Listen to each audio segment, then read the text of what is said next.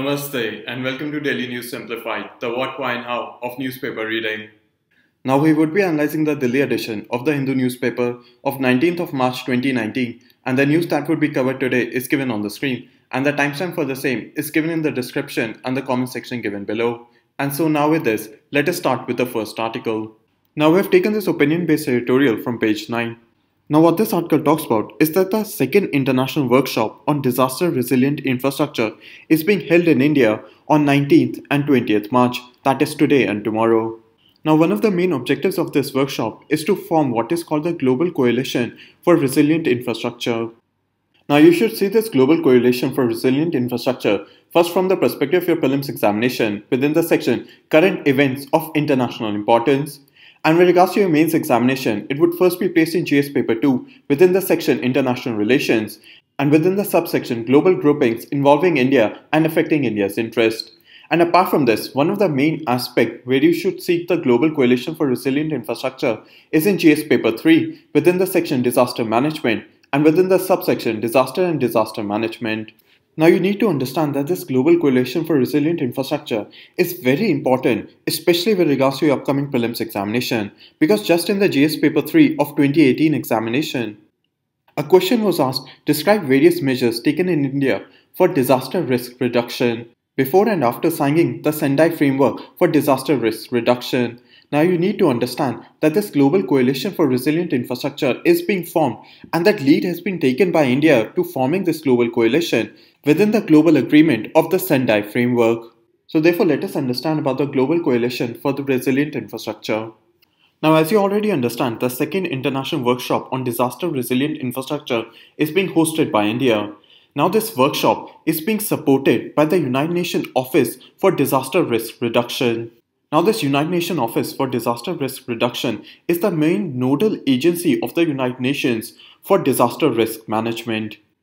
Now one of the main things that you need to understand are the main objectives of the second international workshop on disaster resilient infrastructure.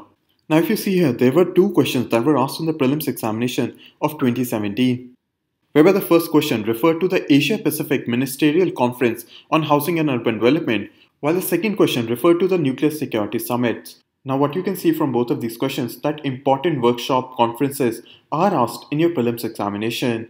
And within that regard, the objectives of the Disaster Resilient Infrastructure Workshop becomes important for your prelims examination. Now the main and the most important objective of this workshop is that it wants to pursue the creation of a global coalition for resilient infrastructure. Now what this Global Coalition for Resilient Infrastructure intends to do is to ensure that no new risks to infrastructure from disaster are created. Now this is one of the objectives which has been given in the Sendai Framework for Disaster Risk Reduction. And therefore what the Global Coalition for Resilient Infrastructure intends to do is fulfill one of the main objectives of the Sendai Framework, that is to ensure that no new risk to infrastructure from disaster is created. Now a main example of this is, let's say there are many types of disasters such as earthquake, cyclone, tsunami and others. And during these disasters, a lot of damage is done to infrastructure. And therefore what this Global Coalition for Resilient Infrastructure intends to do is minimize the damage which is caused by such disaster. And it is within that regard that the second objective of this international workshop is to take stock of impact of disaster on different types of infrastructure and also identify the gaps and the good practices which can ensure that infrastructure is disaster resilient. Apart from this, the international workshop also intends to develop risk assessment methodologies and also of international standards for disaster resilient infrastructure. And lastly, one of the main objectives of this international workshop is to ensure the financing for disaster resilient infrastructure, including risk transfer mechanism and post-disaster reconstruction. Now when we say risk transfer mechanism, it can be in the form of insurance, a global pool of money that can be used when a disaster strikes a particular country, apart from various other risk transfer mechanisms which might be agreed upon or discussed during this second international workshop on disaster resilient infrastructure. Now one aspect that you need to understand is that even though that all of these objectives are being discussed in the international workshop, in the end they're probably all going to become one of the objectives of the Global Coalition for Resilient Infrastructure. And therefore one aspect that we need to look forward to is for the completion of this international workshop, which is being done from 19th and 20th of March. And after that we'll see final formation of this Global Coalition for Resilient Infrastructure. Now, one important question is, why is this global coalition for resilient infrastructure required? Or why is India pursuing this second international workshop so as to form this global coalition for resilient infrastructure? Now, what is happening is that there is a growing rate of urbanization, especially in Asian countries such as India, China, Vietnam, and also in African and Latin American countries such as South Africa, Nigeria, Brazil, Argentina, among others. Apart from this, what you also see is that there is a subsequent increase in population density, also especially in Asian countries such as India, Bangladesh, and China. And therefore, what is required for this growing rate of urbanization and the increase in population are new investment in infrastructure such as bridges, roads, dams, power stations, among other. And therefore, because of all this growing infrastructure, it is required to ensure that all of this new infrastructure is made resilient to various types of disaster, especially those disasters which might be brought on from climate change. Whereby what is being seen is that there is a greater increase in intensity of cyclones, tsunamis, and other natural disasters, which has been mainly caused by climate change, and the main brunt of these disasters are being felt by developing countries. Now, these disasters, especially in heavily populated urban areas, can lead to high number of human casualties. And therefore, this global coalition for resilient infrastructure intends to ensure that every new infrastructure which is being formed is able to withstand every form of disaster. Now, India was one of the first countries in the world to create what was called the National Disaster Management Plan, and this National Disaster Management Plan was based on the objectives of the Sendai framework. And now what is being seen is that India intends to lead the global coalition for resilient infrastructure. Whereby what had happened earlier was that India led the Asian Ministerial Conference on Disaster Risk Reduction in 2016, whereby this conference was also held in India and saw the adoption of the Asia Region Plan for implementation of the Sendai framework. And thereby what you can see from this is that India has taken the lead for disaster risk reduction based on the Sendai framework. And it is within that context that the Global Coalition for Resilient Infrastructure becomes relevant with regards to your upcoming prelims examination. Now, what you need to understand is that this second international workshop is being held in India on 19th and 20th March, that is today and tomorrow. And therefore, you should also consider that this news is in transition. And therefore, let us wait and see as to what are the objectives, the main framework, which is being formed for the Global Coalition for Resilient Infrastructure. And so now with this, let us move on to the next article. Now we have taken this article from page 10. Now what this article talks about is that the External Affairs Minister Sushma Swaraj was on a recent visit to Maldives. Now in previous DNS videos, we have already covered various aspects of India-Maldives relationship, including the aspect which has been highlighted within this article with regards to Maldives' India First policy. Now we'll try to understand about India-Maldives relationship from the perspective of GS Paper 2 within the section International Relations and within the subsection India and its Neighborhood Relations. Now in previous DNS videos, India-Maldives relationship were covered in two different aspects. First being the positive aspects within India-Maldives relationship, and secondly the various concerns within India-Maldives relationship. And now what we'll do is revise both of these aspects, starting with the positive aspects in India-Maldives relationship. Wherein the first area of cooperation that has been highlighted by the author is that the current president of Maldives has assured India that Maldives is going to follow the India First policy. Whereby what had happened is that during the previous period of President Yamin, Maldives had gotten closer to China, and this raised various security concerns for India. Whereby what has happened now is that the current Maldives President Solly has assured India that it is going to follow India First policy, whereby Maldives is going to protect the security concerns of India. Now, it does mean that Maldives is going to prioritize India's concerns, especially India's security concerns, over other countries. But it does not mean that Maldives would compromise with its national interest to follow the India First policy. Now, apart from this, as you already know, India is going to provide $1.4 billion in aid to Maldives. And this aid package would be used for development projects in the field of healthcare, education, water, and sanitation. Now, India is also going to support the membership of Maldives to the Commonwealth Nation and to the Indian Ocean Rim Association. Now, what had happened was that President Yamin issued an emergency in Maldives. And after the emergency was imposed by the former President Yamin of Maldives, various countries, including India and the Commonwealth countries, put pressure on the former President Yamin to lift this emergency. And therefore, because of this, President Yamin made sure that Maldives left the Commonwealth group of nations. Now, under the current President Solly, Maldives has again reapplied to join the Commonwealth group of nations. And apart from this, India is also going to support the membership of Maldives to the Indian Ocean Rim Association. Now, the Indian Ocean Rim Association is an international organization which was formed in 1997, and it includes various countries which lie on the coast of the Indian Ocean, such as India, Sri Lanka, Seychelles, South Africa, Australia, Singapore, among several other countries. And it is within that context that India is going to support the membership of Maldives to the Indian Ocean Rim Association. Now, the fourth area of cooperation which has been highlighted is that India and Maldives signed various agreements related to information technology, culture, agriculture business, and visa arrangements. The fifth point is that India and Maldives are going to ensure greater maritime cooperation. Now, the Indian Navy and the Indian Coast Guard would coordinate with their counterparts in Maldives for coordinated patrolling, aerial surveillance, and capacity building. The sixth point is that the intelligence agencies of both India and Maldives would work together to combat terrorism and the growing radicalization within Maldives itself.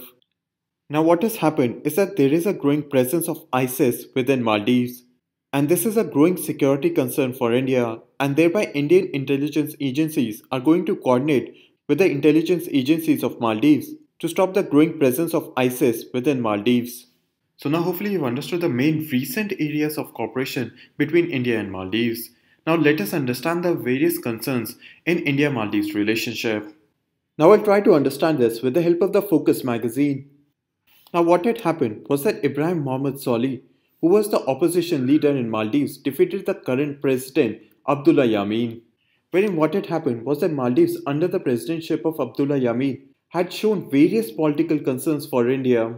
When the first political concern for India with regards to Maldives is the enhanced Chinese presence.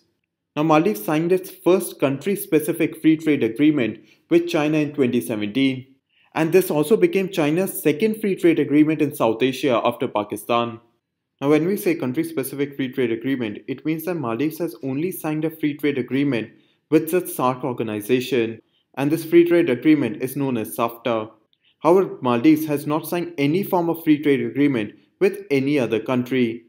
And this free trade agreement that was signed between China and the government of President Yamin of Maldives became the first free trade agreement that Maldives has with any country. Now this raised concerns in India, wherein it is expected that this country-specific FTA that Maldives has signed with China may deepen the debt trap that Maldives has with China. When currently what is happening is more than 70% of the foreign debt that Maldives owes is to China. Apart from that, what has also been seen is that there is a growing trend of Chinese companies and individuals acquiring premium land in Maldives. And it has been said that this Chinese land grab in Maldives is more than what East India Company had acquired in Maldives during the colonial period. And this land grab by the Chinese companies and Chinese individuals has also raised concerns in India, wherein it has been considered that Maldives may fall into an economic neo-colonial trap of China, wherein this has raised concerns in India that this enhanced Chinese presence in Maldives would compromise the political sovereignty of Maldives. And thereby there was a fear in India that Maldives may fall into becoming an ally of China and not of India. The second concern with regards to Maldives that India had was the declaration of emergency that was made by President Abdullah Yamin, wherein what President Yamin did was arrest the former president, shut down the Supreme Court of Maldives, and not allow the proper functioning of the Parliament of Maldives. However, after this declaration of emergency, India, the United States, Europe, and various other countries put pressure on Maldives to conduct proper free and fair elections, and in September of 2018, elections were conducted in Maldives, in which the opposition leader Ibrahim Mohammed Solih won the election. And the third main concern for India with regards to Maldives is the growing radicalization of the youth of Maldives, wherein there is a growing presence of ISIS or Daesh in Maldives. Now it has been seen that Maldives has one of the highest per capita Daesh fighters. Now it means that with respect to its population, Maldives has sent the highest number of Daesh fighters in percentage of its population. And due to the defeat of ISIS in Iraq and Syria, what has been seen is that these fighters from Maldives have been returning to their origin country. And this poses a threat to the security of India, Sri Lanka, and Maldives itself. Now, these are the three major concerns that India has with regards to Maldives. Now, a question was asked in GS Paper 2 in the year 2013, which had asked, discuss the political developments in Maldives in the last 2 years. Should they be of any cause of concern to India? Now, based on the question that was asked in the mains examination of 2013 on India-Maldives relationship, what we'll do is take a question from the test series that had been prepared for GS Paper 2 within the section International Relations, wherein the question that was asked was discuss the political volatility in Maldives in the past 2 years that are of concern for India. Now, what I'll do is provide you the recommended structure for answer, the facts and concept to cite in the answer, and hopefully both of these aspects would help you in self-evaluation for answer writing practice for mains examination. And so now with this, let us move on to the next article. Now we have taken this article from page 18. Now what this article talks about is of the Japanese spacecraft called Hayabusa 2. Now what is required to understand from this article is about Hayabusa 2 and the asteroid on which the Hayabusa 2 spacecraft has landed, Ryugu. And we need to understand about both of them from the perspective of your prelims examination. Now before understanding about both of them from the perspective of your prelims examination, let us understand on how questions have been asked in your previous prelims examination on various spacecrafts. Now if you take a look at the prelims examination paper of 2017, wherein a question was asked as to what is the purpose of the Evolved Laser Interferometer Space Antenna or ELISA, wherein the correct answer to this question would be B, to detect gravitational waves, wherein ELISA is a proposed mission of the European Space Agency, and it is within that context that the purpose of the Kepler Space Telescope becomes relevant for your prelims examination. Now after this, if you take a look at the prelims examination paper of 2016, a question was asked as to what is Grease Lightning 10 or GL10, which was recently in the news, wherein the correct answer to this question would be A, an electric plane tested by NASA. Apart from this, a question was asked on AstroSat, an astronomical observatory which was launched by India, wherein the correct answer to this question is D, neither 1 nor 2. And apart from this, a question was asked with regards to the Mangalyaan which was launched by ISRO, wherein the correct answer to this question is C, 1 and 3, wherein India is not the second country to have a spacecraft orbit the Mars after USA, wherein India is the fourth country after the United States, Soviet Union and the European Space Agency. So now hopefully you've gotten a context as to how questions are asked in the prelims examination with regards to space technology. Now the first fact about Hayabusa 2 that you need to know is that it is an asteroid explorer and is a successor or has come after the successful launch of Hayabusa 1, whereby Hayabusa 1 brought back samples from the asteroid Iketoa in 2005. And therefore the second mission of Japan, Hayabusa 2, will target a C-type asteroid known as Ryugu. And therefore the main objective of the Hayabusa 2 mission would be to study the origin and evolution of the solar system, as well as understand the various inorganic material that constitute life. Now this Hayabusa 2 mission was launched in 2014 and is expected to return to Earth by 2020. Now the third fact about the Hayabusa 2 mission that you need to know is about the impactor. Now it was the impactor that was highlighted in today's article in the Hindu newspaper. Now what has happened is that an impactor would be dropped to the surface of the asteroid, and by dropping this impactor on the surface of the asteroid, an artificial crater would be formed by collision. And therefore what Hayabusa 2 mission would do is study the inside structure of the asteroid. Apart from this, it would also study the characteristics of the surface material.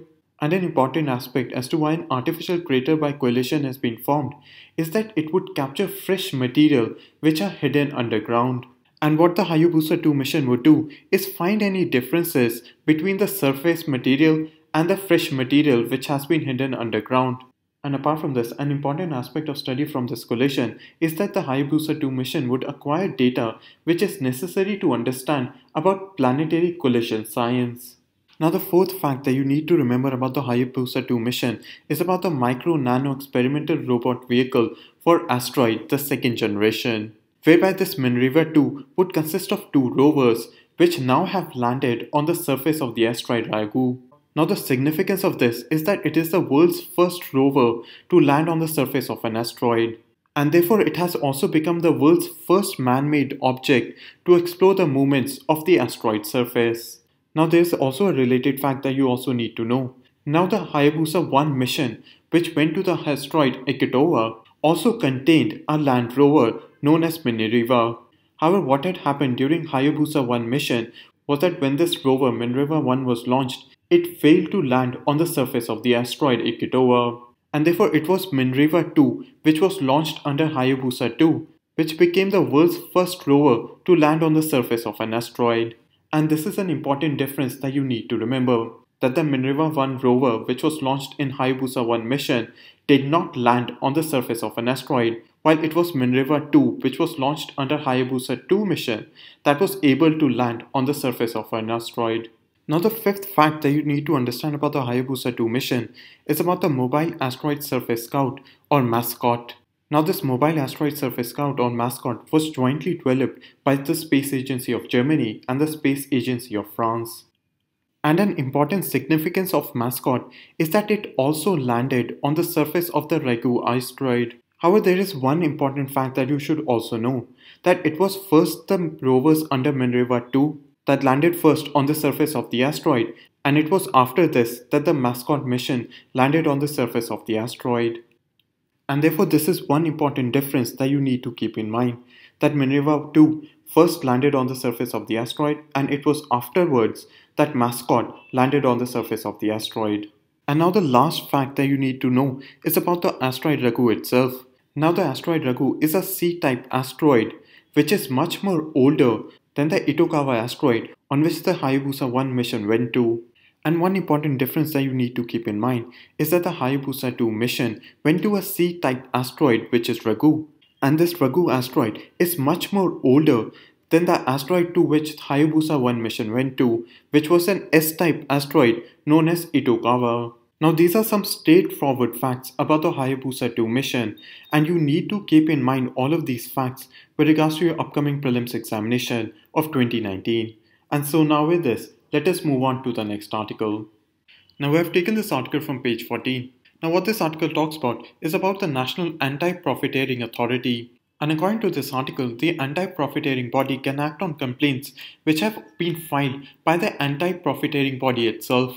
Now what this article is talking about is that the anti-profiteering body would make some purchases from various traders. And then what the anti-profiteering body would do is check the invoice which has been given with regards to this purchase and check this invoice to see if the trader is profiteering or not.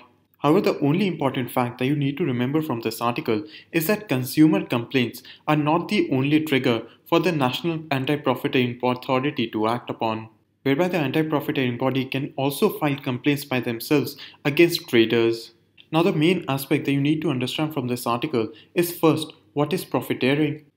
And the second aspect that you need to understand is what is the anti-profiteering body? Now this anti-profiteering body would be placed in your GS paper 2 within the section Polity and within the subsection various quasi-judicial bodies, whereby the anti-profiteering body is also considered as a quasi-judicial body. Now what is the basic rule is that any reduction in rate of tax or any benefit that a trader has seen through the input tax credit should be passed on to the consumer. Now this reduction in rate of tax or any benefit that a trader has gotten from the input tax credit can be passed on to the consumer by the reduction in prices. However, what is being seen is that when the GST rates are cut, the various traders do not pass on this benefit to the consumers. And what generally the traders do is continue with the higher prices so as to make higher profits. So let's say if there was a product A which was being taxed at the luxury rate of 28%. However, let's say the tax on this product was recently reduced from 28% to 12%. Now because of the reduction in the tax rate, the trader would now be making a higher profit of 16%. But the government of India has reduced this tax rate from 28% to 12% so as to reduce the prices for the consumers. And therefore what should ideally be done is that the trader should reduce the price of this product A by 16%. And thereby pass on this reduction in taxes through reduction in prices to the consumer. However, what is recently being seen is that the traders are not reducing the prices of the product if their tax rates are decreased and largely indulge in making a higher profit. And it was within that context that there was a need for an institutional mechanism so that the benefits of any reduction in taxes, especially in the GST rate, gets passed on to the consumers. And it was therefore within that context that the National Anti-Profiteering Authority was set up. Now, this National Anti-Profiteering Authority was set up under Section 171 of the Central GST Act. Now, this Section 171 of the Central GST Act deals with profiteering, and it also empowers the central government to constitute an authority to check illegal profiteering. And it was within that context that the Union Cabinet formed what was the National Anti-Profiteering Authority in 2017. Now, this National Anti-Profiteering Authority is headed by senior officers of the level of Secretary to the central government, and it also consists of members from the central and the state governments. Apart from this, besides the National Anti-Profiteering Authority, Standing Committee and Screening Committees are also formed in every state. And moreover, the Directorate General of the Safeguards in the Central Board of Excise and Customs also work together with the National Anti-Profiteering Authority, the Standing Committee and the Screening Committee on anti-profiteering. Now, the main functioning power of the National Anti-Profiteering Authority is that it certifies whether there has been a case of profiteering or not. And if the National Anti-Profiteering Authority finds that there has been a case of profiteering, it can order the concerned firm or trader to reduce its prices, or it can also order the concerned firm or trader to return the undue benefit along with interest to the consumer of that good or services. However, if the trader or the concerned firm cannot pass on the undue benefit to the consumer, then the National Anti-Profiteering Authority can also order the firm or the trader to deposit that amount of money in the Consumer Welfare Fund.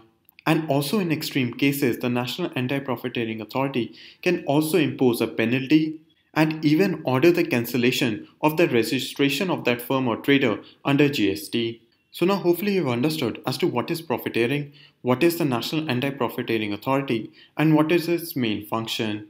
And so now with this, let us move on to the next article. Now we have taken this opinion-based editorial from the editorial page on page 8.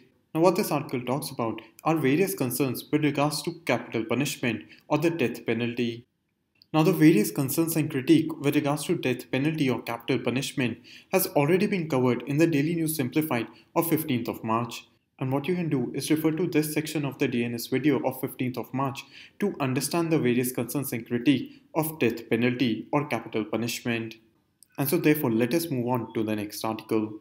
Now, we have taken this article from page 7. Now, what had happened was that the Uttarakhand High Court framed a particular scheme to regularize hundreds of casual workers engaged in the Border Road Organization. However, this decision of the High Court to frame a particular scheme has been criticized by the Supreme Court. And therefore, with regards to this, there are simple facts which have been given in this article that you need to remember. And you should understand the upcoming facts from the perspective of GS Paper 2 within the section Governance, and within the subsection Functioning of the Executive and Judiciary and the separation of powers between the Executive and the Judiciary. Now, the first fact that you need to remember is that the Supreme Court has said that it is the sole prerogative of the government to frame schemes. Apart from this, you should also know that the Supreme Court has also said that it is not the function of the courts to frame any scheme. And what the Supreme Court has said that under the Constitution of India, the courts can only direct the government to consider framing an appropriate scheme, and the court in itself cannot frame the scheme. And according to the Supreme Court, when the judiciary directs the government to frame schemes, it can only in exceptional cases issue appropriate mandatory direction. Now what this means is, let's say the Supreme Court has asked the government of India to frame schemes for tribal workers.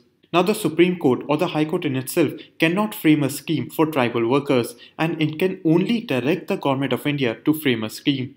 However, in exceptional cases, the judiciary can also issue mandatory guidelines as to how the scheme should be formed.